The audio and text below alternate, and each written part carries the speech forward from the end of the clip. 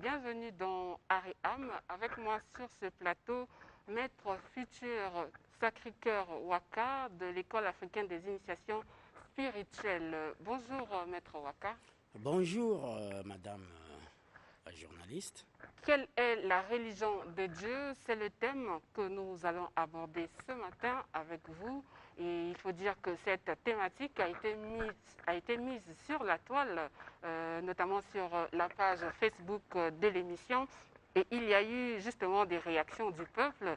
Et le peuple a réagi dans le sens que Dieu, personne ne connaît Dieu, personne ne le maîtrise, Dieu est neutre et donc il n'y a pas de religion de Dieu. Maître Waka, réaction? Oui, réaction parce que personne ne connaît Dieu, personne ne voit Dieu, oui, mais Dieu existe. Ce qui existe, c'est ce qui a un nom, une appellation ou une explication dans une langue ou dans diverses langues.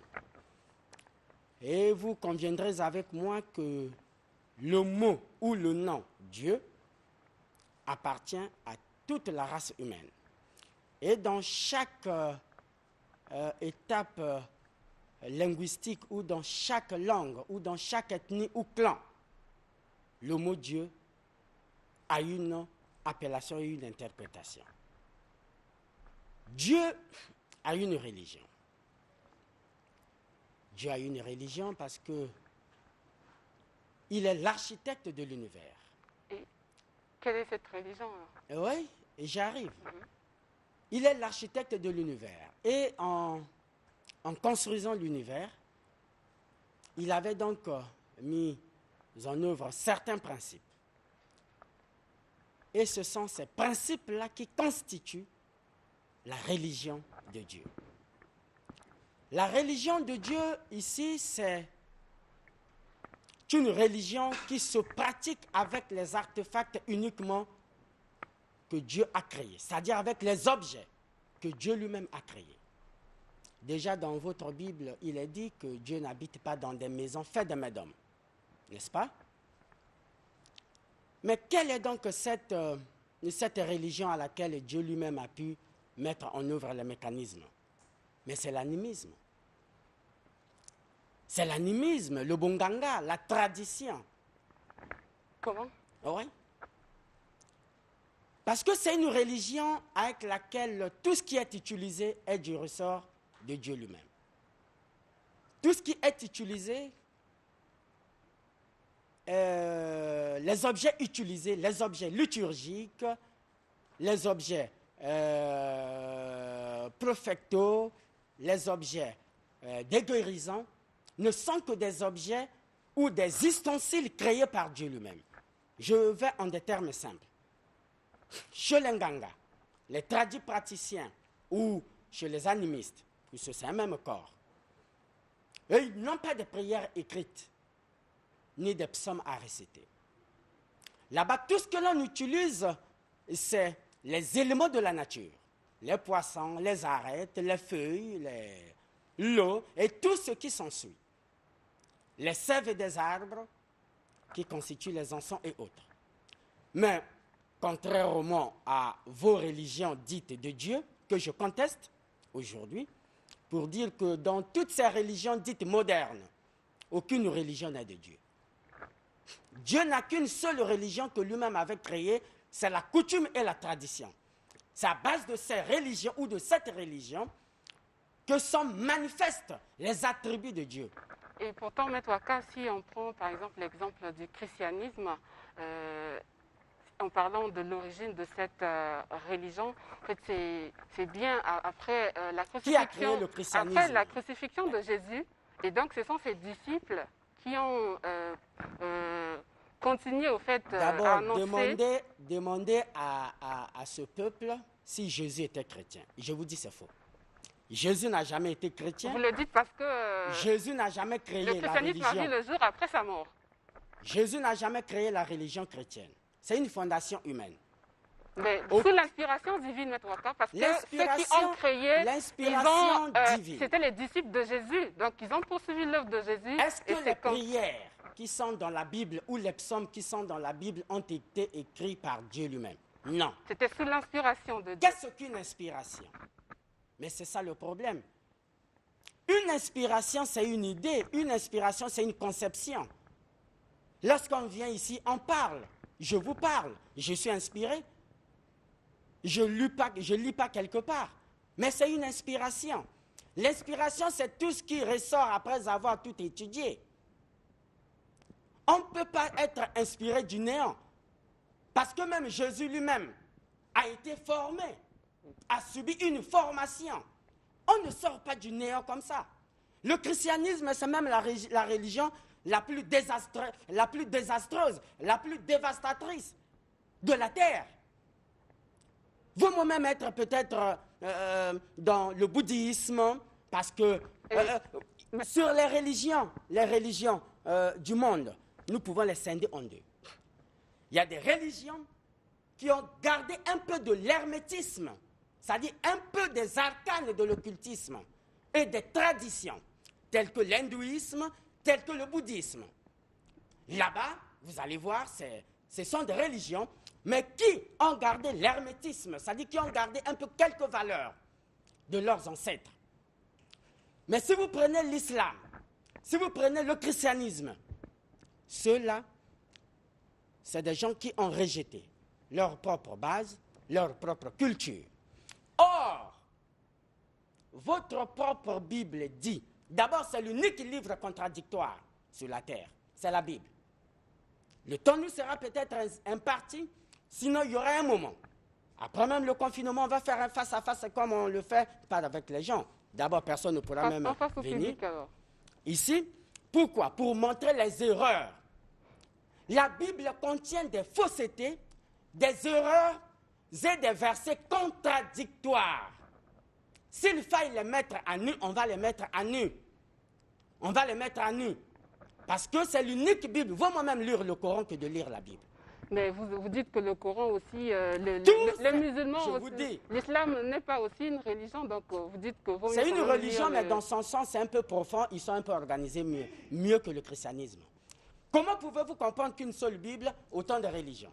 Mais c'est quand même c'est de l'imbroglio spirituel. Maître Ouaka, l'animisme, selon vous, hein, c'est la religion de Dieu. C'est la religion de Dieu. Oui, mais comment vous pouvez expliquer, dernièrement ici sur notre plateau, on a reçu le docteur Ben, qui est un animiste, avec son projet sur les pistes de solutions contre le Covid-19.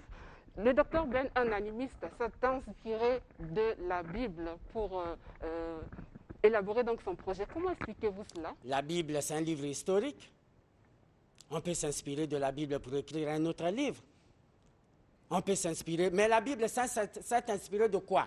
Tout ce qui est dans la Bible, c'est des artefacts égyptiens. Quand on vous dit le Père, le Fils, le Saint-Esprit, où est-ce qu'ils ont eu ça? Mais c'est en Égypte.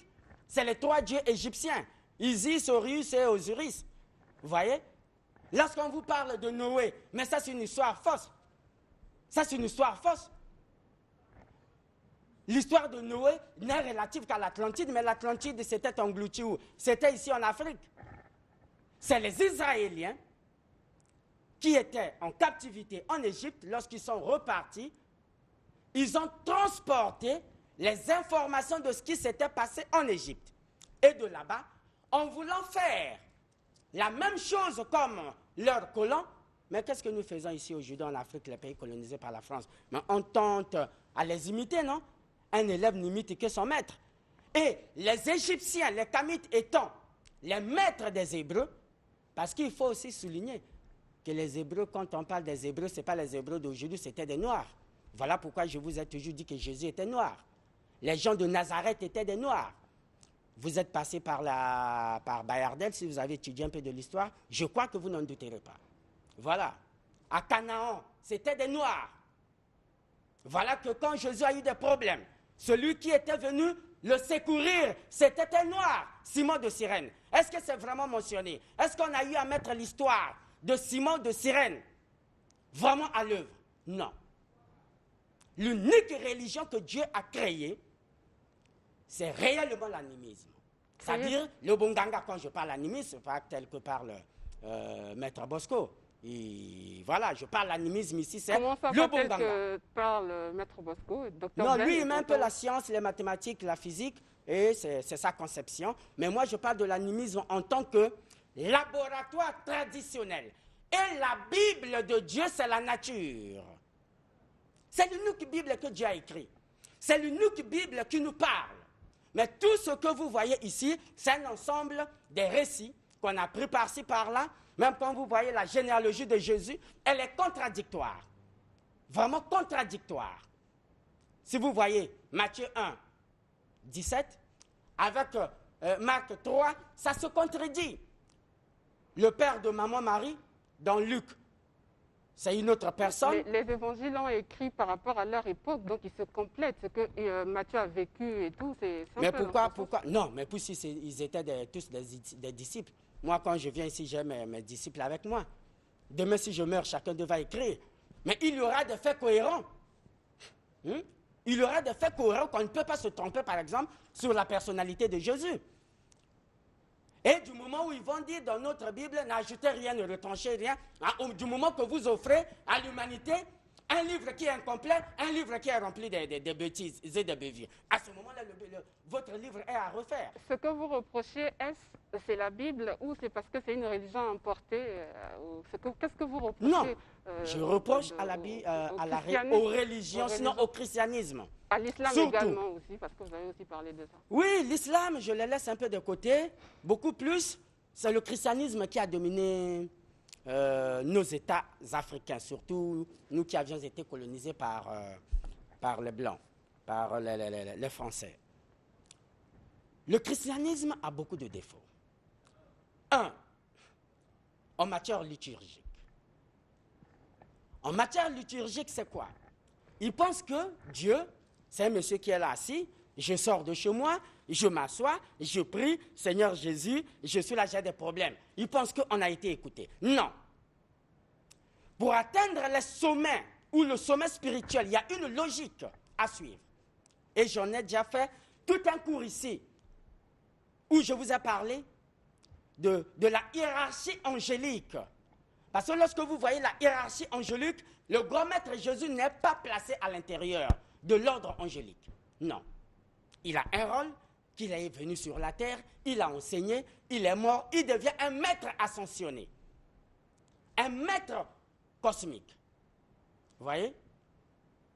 Maintenant, le deuxième défaut de la religion, c'est l'évangile. L'évangile n'est qu'un ensemble de récits qu'on nous donne. Aujourd'hui, le monde est malade. Je vois des pasteurs qui viennent de passer ici, par-ci, par-là. Le monde est malade. On a besoin du médicament de Corona. Que les églises apportent ce que leur Dieu leur a emmené, leur a offert. C'est la prière. Que nous, vous êtes sûrs, madame, en Voron et Grade, que la prière peut détruire un microbe. Sinon, on devrait encore avoir des paludéens ici au Congo. Vous êtes sûrs? Ben, oui, Dieu a, quand il y a eu la lèpre et tout, on lit les Écritures. En quelle année, quelle date et quel jour?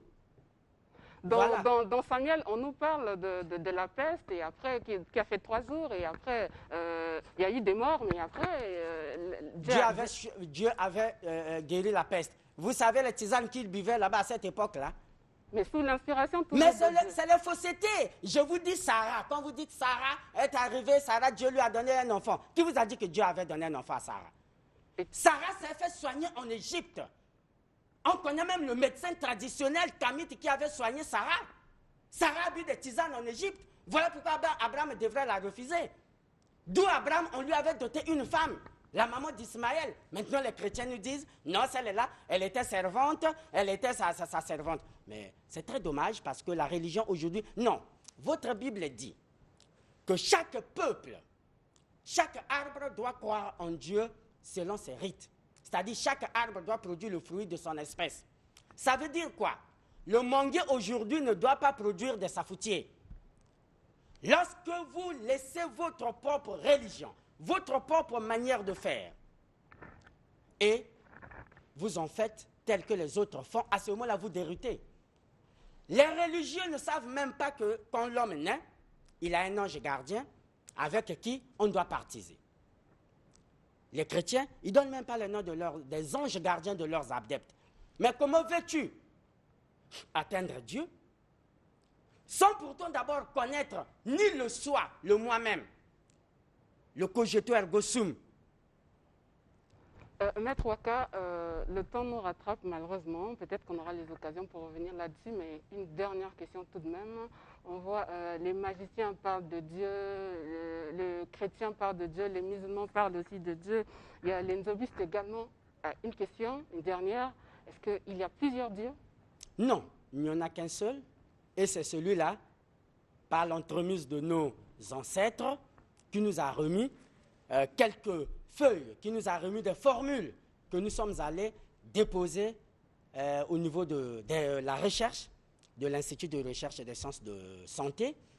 Et c'est même ici l'occasion de rendre hommage et gloire à ces vaillants soldats. Vous et nous sommes dans les médias en train de parler, mais il y a des gens qui font un grand travail, que vous ne vous rendez pas compte, mais qui sont des héros dans l'ombre. Et qu'il Comme faille... Maître Waka, par exemple. Non, Maître Waka n'est pas héros dans l'ombre. Maître Waka est visible, il est dans les médias, il parle du corona, il enseigne les gens. Mais il y a des gens que j'ai découverts au laboratoire qui sont en train, nuit et jour, de se démêler pour ce fameux médicament de corona made in Congo, avec les tradis praticiens, nous les tradis praticiens et ces chercheurs. Vraiment, je les salue. Tous les professeurs, les grandes dames que j'ai vues là-bas, et le docteur Ngolali et nos cadets qui sont là-bas, les Fabrice, toutes leurs équipes en blouse blanche, vraiment nous vous saluons et nous vous encourageons et vraiment vous êtes des héros dans l'ombre. Et on en aura d'ici peu alors. Vous méritez vraiment que c'est cette gloire-là de notre part. D'accord, Maître Waka en contact par la même occasion. Oui, contact 05 533 0915, 05 533 0915 et 06 874 73 33, 06 874 73 33. Merci beaucoup. Merci, Maître futur Sacré-Cœur Waka. Merci à vous également, chers téléspectateurs. C'était Ariam. En passant, il y a Gédéon Djaoumba qui souhaite un bon confinement à Amanda, la femme de valeur, et à Oas, la femme du pouvoir. Bon dimanche également à Chris Maoumouka, Sylvain Maounga et Glody Malanda, qui nous suivent depuis le quartier La Base. Et tout de suite, le face-à-face.